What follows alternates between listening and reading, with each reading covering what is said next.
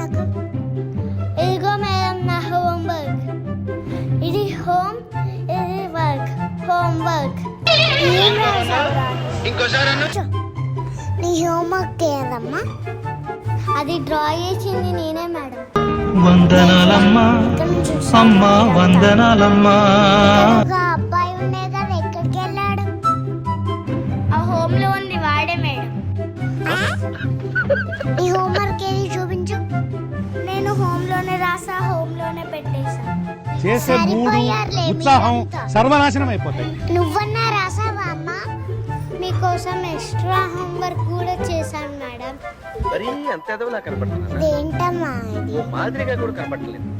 2 homes, 2 works, 2 homeworks madam. మీ దుంపలు మీరు ఎక్కడ తయారయ్యారా బాబు?